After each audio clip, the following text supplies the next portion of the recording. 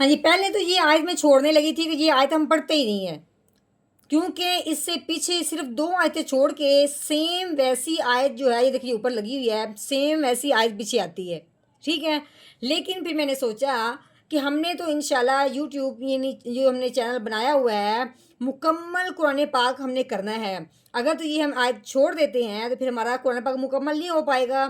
مکمل آیت قرآن پاک جب ہمارا ہوگا تو اس میں ایک آیت مس ہوگی۔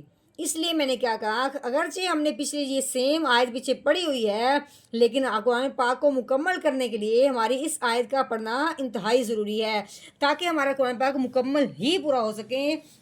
اور جب قرآن پاک مکمل ہوتا ہے اور اس پہ جو دعا مانگی جاتی ہے تو کبھی رد نہیں ہوتی، اور اگر ہم یہ آیت اندر نہ پڑھتے تو پھر ہمارا قرآن پاک مکمل نہیں ہونا تھا۔ اس لیے ہم نے یہ آیت کو مکمل دوبارہ پھر پڑھا ہے۔ آپ نے مکمل آیت کو ایک ایک حرف کو دھیان اور توجہ سے سننا ہے، سمجھنا ہے، تو انشاءاللہ آپ کو ایک ایک بات میں بہت تفصیل نظر آئے گی، محسوس پتہ لگے گا کہ اس آیت کو اس واو ہے، الف ہے، دال ہے، جو بھی حرف لکھے ہوئے ہیں ان سب کو ہم نے کس طریقہ سے ادا کرنا ہے۔ ٹھیک ہے، چلیں آپ مکمل آیت کو سنیں اور اس کی تفصیل کو سمجھیں، انشاءاللہ آپ کو بہت فائدہ ہوگا۔ نحمده ونصلي على رسوله الكريم، اما بعد فاعوذ بالله من الشیطان الرجیم، بسم اللہ الرحمن الرحیم۔ السلام علیکم ورحمۃ اللہ وبرکاتہ۔ امید ہے آپ سب خیریت سے ہوں گے، انشاءاللہ جہاں ہوں گے ایمان اور صحت کی نعمت سے مالا مال ہوں گے۔ ہاں جی، تو آغاز کرتے ہیں ہم اپنے آج کے سبق کا دعاؤں کے ساتھ، تو چلیے شروع کرتے ہیں۔ اللہم صلی علی سیدنا و مولانا محمد وعلی آل سیدنا و مولانا محمد وبارک وسلم۔ رب اشرح لی صدری ویسر لی امری واحلل عقدۃ من لسانی یفقہوا قولی۔ رب زدنا علما رب زدنا علما رب زدنا علما۔ اعوذ باللہ من الشیطان الرجیم، بسم اللہ الرحمن الرحیم۔ ہاں جی، یہ واو ہے، واو کے اوپر جو لگی ہوئی ہے اس کا نام ہے زبر، ٹھیک ہے۔ اب ہم نے اس کو کس طریقے سے پڑھنا ہے؟ واو زبر وا۔ ہاں جی، آگے یہ الف ہے، الف کے اوپر جو لگی ہوئی ہے اس کو زبر کہتے ہیں۔ الف کے اوپر زبر زیر پیش آ جائے تو اس الف کو الف نہیں بلکہ اس الف کو حمزہ کہتے ہیں، ٹھیک ہے۔ حمزہ زبر آ وا آ۔ ہاں جی، یہ زال ہے، زال کے نیچے جو لگی ہوئی ہے اس کو زیر کہتے ہیں، ٹھیک ہے۔ زال زیر زی وا آزی۔ ہاں جی، آگے یہ نون، نون کے اوپر زبر لگی ہوئی ہے، آگے یہ تا ہے، تا کے اوپر جزم لگی ہوئی ہے، تو یہ ہو گیا تا ساکن، ٹھیک ہو گیا۔ ساکن حرف جو بھی ہو، یہ جزم جس حرف کے اوپر آئے گی اس حرف کو ساکن ہی کہیں گے۔ جس حرف کے اوپر بھی جزم آئے وہ حرف پچھلے والے کو اپنے ساتھ ملا لیتا ہے۔ اب یہ جزم آئی ہے تا کے اوپر، تو اب ہم نے نون کو تا ساکن کے ساتھ ملانا ہے، تو کیسے ملائیں گے؟ نون تا زبر نت وَأَذِنَتْ۔ ہاں جی، آگے یہ لام ہے، لام کے نیچے زیر لگی ہوئی ہے، لام زیر لی۔ ہاں جی، آگے یہ رو ہے، رو کے اوپر لگی ہوئی ہے زبر، ٹھیک ہے۔ آگے یہ با، با کے اوپر 3 دندوں والی شاد لگی ہوئی ہے۔ شاد والا جو بھی حرف ہوتا ہے وہ پچھلے والے کو اپنے ساتھ ملاتا ہے۔ جس طرح یہ ساکن حرف ہوتا ہے پچھلے والے کو اپنے ساتھ ملا لیتا ہے، اسی طرح جس حرف کے اوپر بھی یہ شاد آئے گی تو پچھلے والے حرف کو اس حرف کے ساتھ ملائیں گے، ٹھیک ہو گیا۔ دوسری بات، جب یہ شد والا جو حرف ہوتا ہے یہ ہمیشہ دباؤ کے ساتھ پڑھا جاتا ہے۔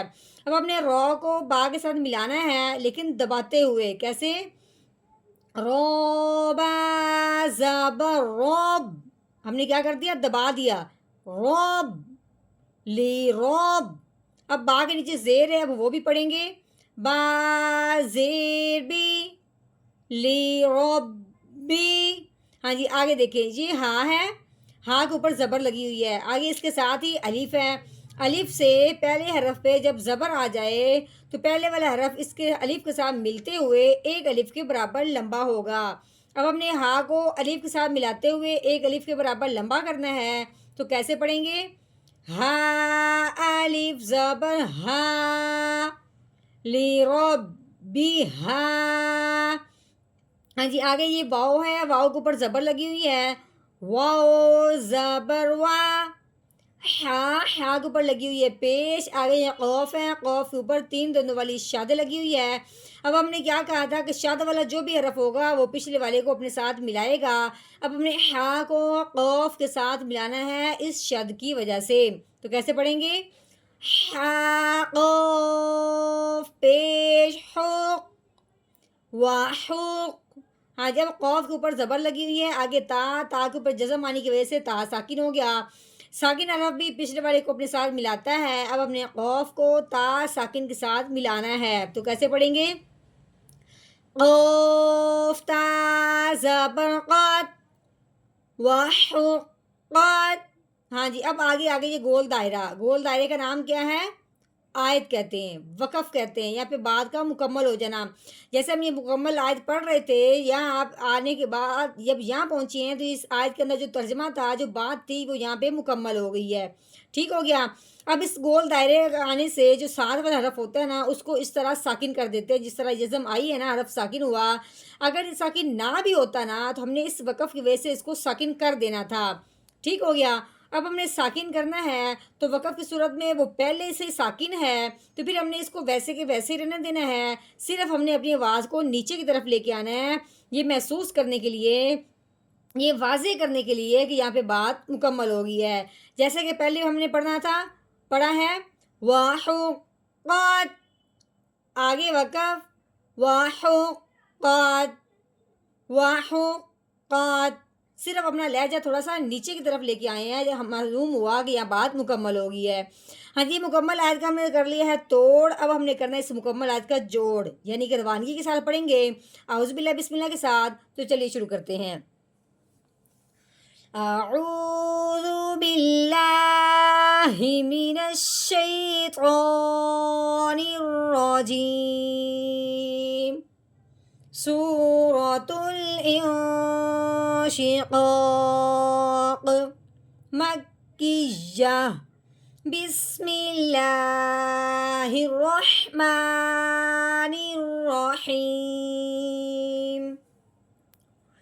وَأَذِنَتْ لِرَبِّهَا وَحُقَّتْ، وَأَذِنَتْ لِرَبِّهَا وَحُقَّتْ۔